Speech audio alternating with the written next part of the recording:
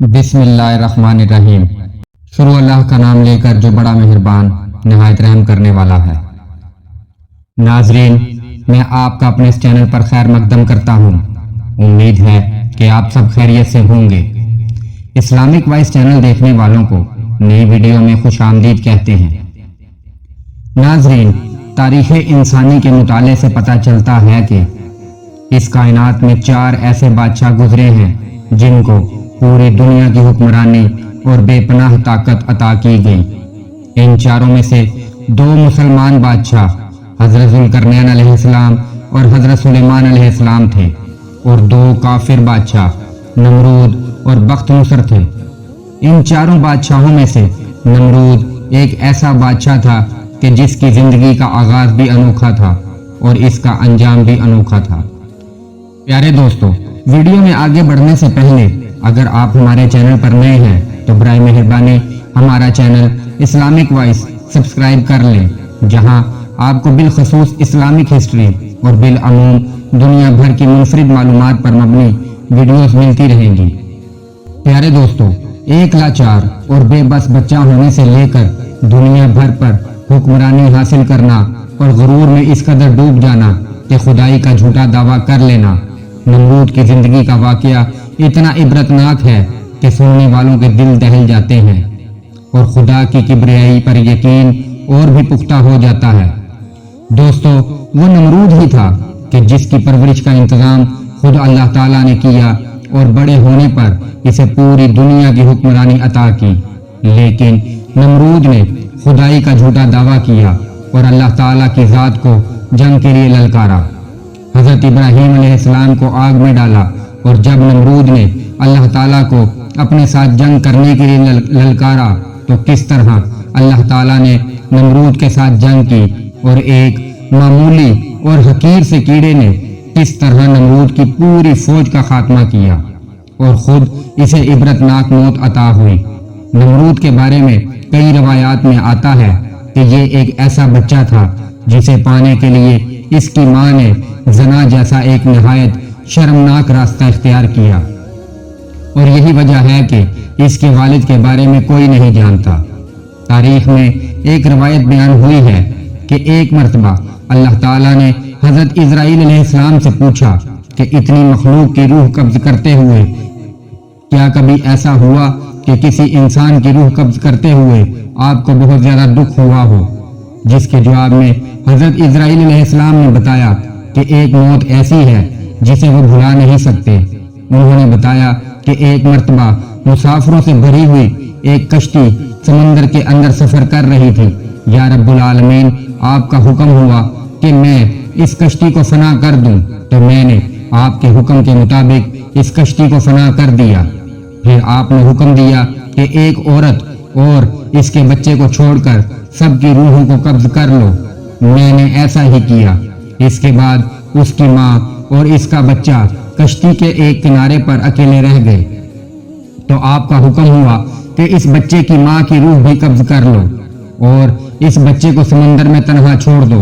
ऐ अल्लाह, आप दिलों के हाल खूब जानते हैं। उस वक़्त ये हुक्म सुनते ही मैं कांप गया था, लेकिन फिर हुक्म बजा लाया और इस बच्चे की माँ की रूह भी कब्ज कर ली, और ऐसा करते वक्त मुझे इस बच्चे पर बहुत रहम आया, और ये दुख मुझे आज भी है। मलकुल मौत हजरत इजराइल अलैहिस्सलाम की ये बात सुनकर अल्लाह ताला ने फरमाया कि ए ज़ाइद, क्या आप जानते हैं कि वो बच्चा अब कहाँ पर है और हमने इस बच्चे की परवरिश कैसे की?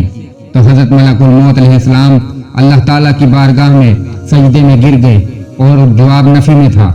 इस पर अल्लाह ताला ने हजरत इजराइल अलैहिस्सलाम को बताया कि जब उन्होंने इस बच्चे की माँ की रूह को कब्ज किया और इस बच्चे को बीच समंदर में तख्ते पर अकेला छोड़ दिया, तो अल्लाह के हुक्म से समंदर की लहरों ने इस बच्चे को सही सलामत समंदर के किनारे एक जजीरे पर पहुंचा दिया। जजीरे पर सही सलामत पहुंचने के बाद वहां उस बच्चे की खुसूसी परवरिश का इंतजाम हुआ। अल्लाह ताला ने तरह तरह के परिंदों को हुक्म दिया कि वो इस बच्चे के पास आकर रहें, और फूल इसका बिस्तर बन गए और बादलों ने इस पर साया कर लिया। सूरज और तेज हवा को हुक्म हुआ कि वो इस बच्चे को नुकसान ना पहुंचाए। इस दौरान वहां एक भेड़िए ने अपने बच्चों को जन्म दिया تو اللہ تعالیٰ نے اس بھیڑیے کی یہ ڈیوٹی لگائی کہ وہ اپنے بچوں کے ساتھ اس بچے کو بھی دودھ پلائے۔ پھر جب یہ بچہ اس طرح پرورش پا کر بڑا ہوا تو اللہ تعالیٰ نے اسے پوری زمین کی حکومت عطا فرما دی، یعنی پوری دنیا کا بادشاہ بنا دیا۔ اس کے بعد اللہ تعالیٰ نے ارشاد فرمایا کہ اے ملک الموت، کیا آپ جانتے ہیں کہ وہ بچہ اب کہاں پر ہے؟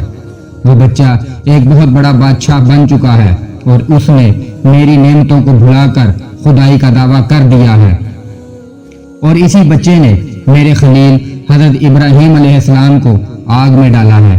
حضرت ابراہیم علیہ السلام نے اس قوم کو کئی مرتبہ سمجھایا، بت پرستی سے منع کیا اور ایک خدا کی عبادت کرنے کا حکم دیا، لیکن قوم نمرود اپنے کفر و شرک سے باز نہ آئی، اس طرح بت پرستی میں مبتلا رہی۔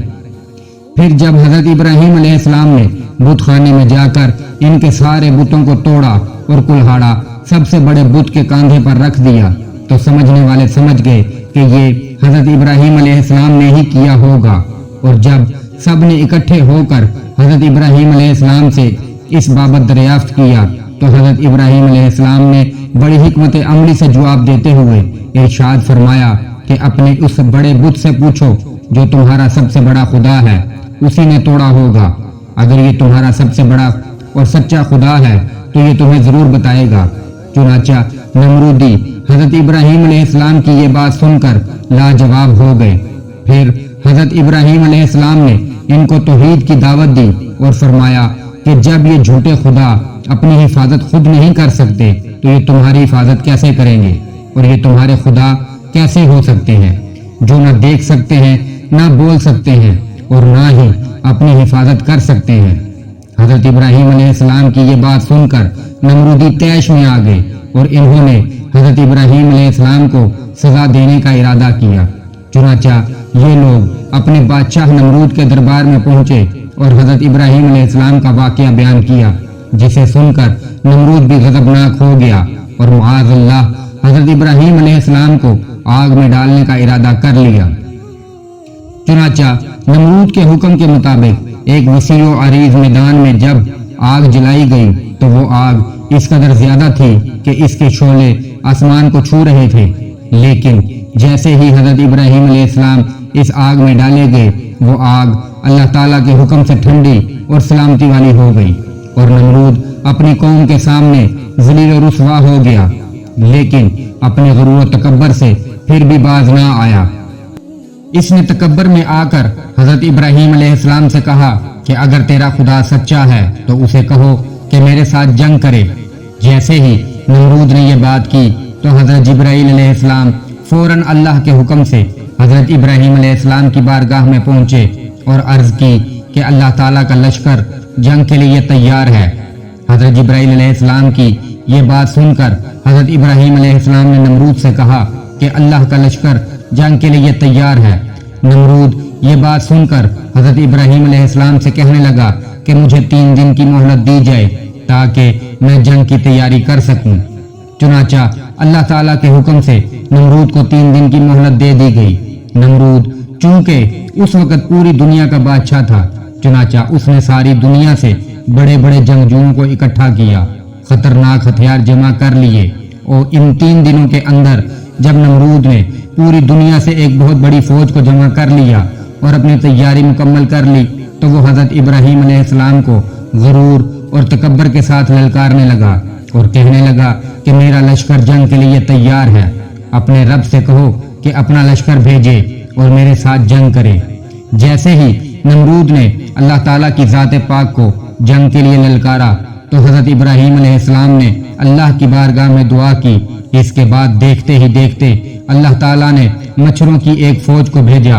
مچھروں کی تعداد اتنی زیادہ تھی کہ وہ پورے آسمان پر پھیل گئے، یہاں تک کہ سورج کی روشنی بھی دکھائی نہ دیتی تھی۔ چند لمحوں میں یہ مچھر نمرود کی ساری فوج کا خون پی گئے اور سارا گوشت کھا گئے، جس کے بعد ہر طرف نمرود کی فوج کی ہڈیاں باقی رہ گئیں۔ یہ خوفناک منظر دیکھ کر نمرود اپنے محل کی طرف بھاگ گیا اور اپنی بیوی کے کمرے میں چھپ گیا۔ اسی دوران ایک مچھر نمرود کے محل میں داخل ہو گیا۔